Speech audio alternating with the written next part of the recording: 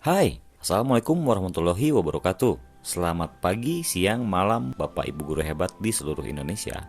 Kembali lagi bersama saya Rizal Faisal. Saya adalah calon guru penggerak angkatan 5 di Kabupaten Bandung.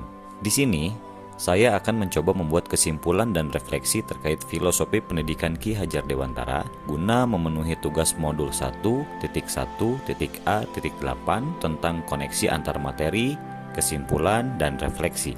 Baik, langsung saja kepada kesimpulan yang saya dapatkan setelah mempelajari modul ini, yaitu terdapat fakta yang saya peroleh dan saya ketahui bahwa ternyata pendidikan yang saya tempuh selama ini tidak serta-merta terjadi dengan sendirinya, melainkan ada nilai perjuangan dari seseorang yang memang visioner di kala itu, yaitu sosok Ki Hajar Dewantara. Dengan pemikiran radikalnya, beliau mampu menjadi sosok yang paling vital dalam mendobrak sistem pendidikan pada saat itu, di mana seperti yang kita ketahui bersama bahwa pendidikan saat itu sangat-sangat tidak merdeka, karena tidak semua rakyat Indonesia dapat memperoleh pendidikan yang layak. Yang berhak memperoleh pendidikan hanya kalangan tertentu saja. Dari situ, dengan pemikiran radikalnya, Ki Hajar membuat suatu gebrakan yang sangat fantastis dengan membuat taman siswa di Yogyakarta. Terbentuknya taman siswa ini adalah merupakan cikal bakal pendidikan di Indonesia saat ini. Selain itu, taman siswa ini juga merupakan salah satu gerbang kemerdekaan bagi rakyat Indonesia untuk dapat memperoleh pendidikan yang layak hingga saat ini.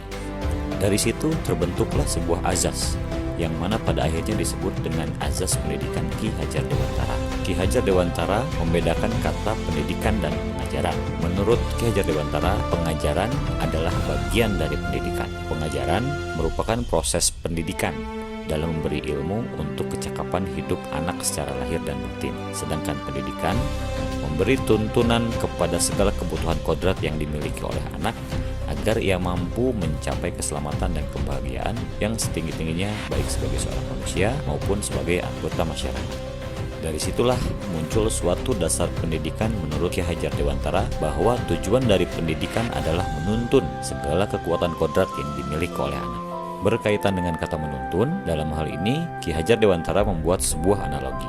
Guru ibarat sebagai seorang petani dan anak ibarat sebagai sebuah benih. Jika anak itu benih jagung, maka kita sebagai guru harus bisa menyirami benih tersebut, memupuk dan merawat layaknya petani jagung. Namun, jika anak itu seperti benih padi, maka kita harus memberikan treatment kepada anak tersebut layaknya sebagai seorang petani padi, sehingga tumbuh kembang anak tersebut akan sejalan dan selaras dengan kodratnya.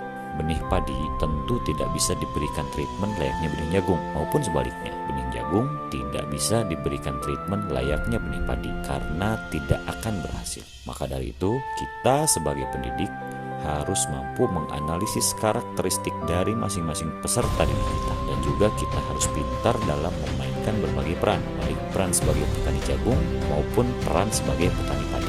Dalam hal ini, guru harus bisa menjadi fasilitator, motivator, sekaligus inspirator bagi para peserta didiknya. Kemudian selanjutnya, Ki Hajar Dewantara menjelaskan bahwa pendidikan itu akan selalu berhubungan dengan kodrat alam dan kodrat zaman. Sesuai dengan kodrat alamnya, anak lebih suka bermain daripada belajar.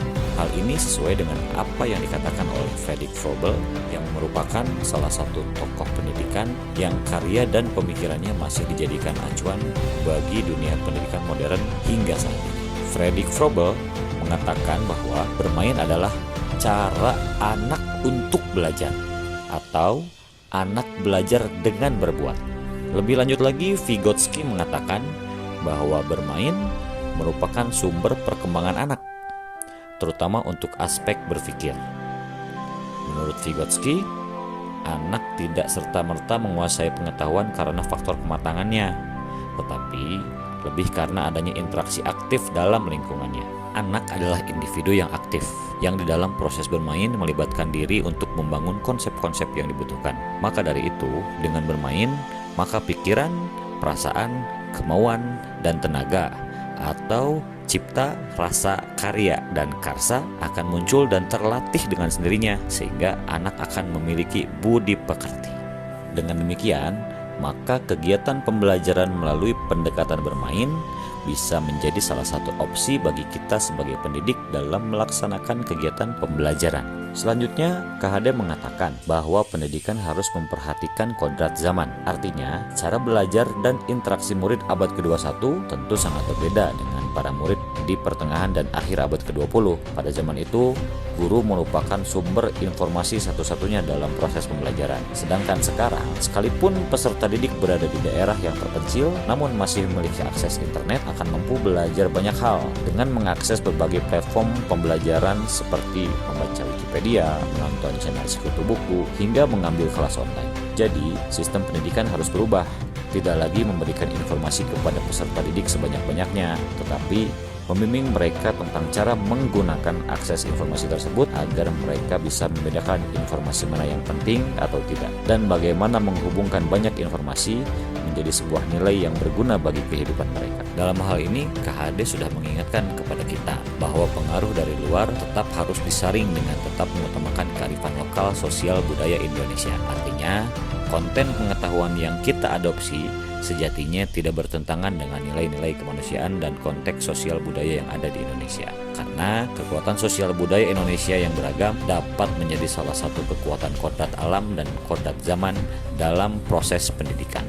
Selanjutnya, KHD juga telah membekali kita terkait cara mengembangkan sistem pendidikan di sekolah agar sesuai dengan kodrat zamannya. Dalam mengembangkan sistem pendidikan, Ki Hajar Dewantara menegaskan agar kita selalu berpedoman pada asas trikon, yaitu kontinu, konvergen, dan konsentris. Kontinu yaitu tidak melupakan akar nilai dan budaya, konvergen bahwa pendidikan harus memanusiakan manusia, dan konsentris bahwa pendidikan harus menghargai keberagaman dan memerdekakan murid. Dari konsep trikon tersebut, maka konsep merdeka dalam belajar harus menjadi tonggak utama dalam kegiatan pembelajaran. Oleh sebab itu, pendidikan itu harus berpihak kepada anak, bebas dari segala ikatan, suci hati mendekati anak, bukan untuk meminta suatu hak, melainkan untuk berhamba pada anak. Berikut ini merupakan hasil refleksi dari pengetahuan dan pengalaman baru yang saya peroleh setelah saya mempelajari modul 1.1 tentang refleksi pemikiran Ki Hajar Dewantara. Saya akan mencoba menjawab 3 pertanyaan pemantik untuk memberikan refleksi pemikiran-pemikiran Ki Hajar Dewantara. Yang pertama, apa yang Anda percaya tentang murid dan pembelajaran di kelas sebelum Anda mempelajari modul 1.1? Yang pertama, dalam pembelajaran, saya masih memandang pentingnya transfer pengetahuan, sehingga peran saya sebagai guru masih dominan. Guru sebagai sumber informasi utama dan anak masih dianggap seperti tabula rasa. Yang kedua, dalam pembelajaran, saya sering menggunakan metode dan strategi yang cocok menurut saya, tanpa memperhatikan keinginan dan kebutuhan siswa. Selanjutnya, dalam pembelajaran, saya masih mengutamakan target kurikulum, sehingga saya masih membandingkan nilai atau angka sebagai KKM untuk menentukan ketuntasan siswa dalam belajar. Dalam penugasan, saya sering memberikan waktu pengumpulan tugas sesuai dengan kehendak saya, belum memberikan kebebasan kepada peserta didik untuk mengumpulkan tugas sesuai kemampuannya. Dalam pembelajaran, saya masih mengutamakan pencapaian kognitif dan psikomotorik dan masih mengabaikan aspek sosial emosional murid atau afektif. Pertanyaan yang kedua, apa yang berubah dari pemikiran atau perilaku Anda setelah mempelajari modul ini? Pemikiran dan perilaku yang akan saya rubah setelah mempelajari modul ini antara lain, saya akan menjadikan murid sebagai subjek utama dalam belajar. Saya akan memberikan tuntunan, bukan tuntutan, memberikan kebebasan kepada murid untuk belajar sesuai dengan kebutuhannya. Selanjutnya, saya akan lebih memperhatikan tujuan pembelajaran dibandingkan dengan KKM. Selanjutnya, saya akan memberikan batas waktu pengumpulan penugasan yang disesuaikan dengan kemampuan siswa, sehingga siswa akan belajar bagaimana menghargai sebuah komitmen dan sejalan dengan konsep merdeka belajar Ki Hajar Dewantara. Terakhir, saya tersadar bahwa proses pembelajaran harus dilaksanakan untuk mengembangkan seluruh potensi anak. Pertanyaan terakhir, apa yang dapat segera Anda terapkan lebih baik agar kelas Anda mencerminkan pemikiran Ki Hajar Dewantara? Yang pertama, saya akan mencoba menumbuhkan pendidikan karakter bagi peserta didik melalui kegiatan pembiasaan budaya positif di sekolah. seperti program sambil siswa di sekolah, pembiasaan mengucapkan salam, pembiasaan mengucapkan hatur nuhun, pembiasaan 3S, senyum salam sapa, dan pembiasaan-pembiasaan positif lain yang sesuai dengan kultur di Jawa Barat. Yang kedua, saya akan melakukan tes diagnostik awal mengenai potensi, minat, dan bakat siswa untuk mengetahui kebutuhan belajar sebelum saya membuat sebuah rencana pembelajaran. Kemudian yang terakhir, dalam pembelajaran saya akan lebih memposisikan diri saya sebagai among. Among dalam hal ini adalah sebagai pembimbing, sekaligus fasilitator, motivator, dan inspirator yang dapat mengarahkan dan mengembangkan segala potensi yang ada pada peserta didik dengan memanfaatkan berbagai sumber yang relevan agar pembelajaran lebih kreatif, inovatif, dan menyenangkan. Demikian yang dapat saya sampaikan mengenai koneksi antar materi, kesimpulan, dan refleksi pemikiran filosofis Ki Hajar Dewantara. Terima kasih atas atensinya. Demikian, wassalamualaikum warahmatullahi wabarakatuh.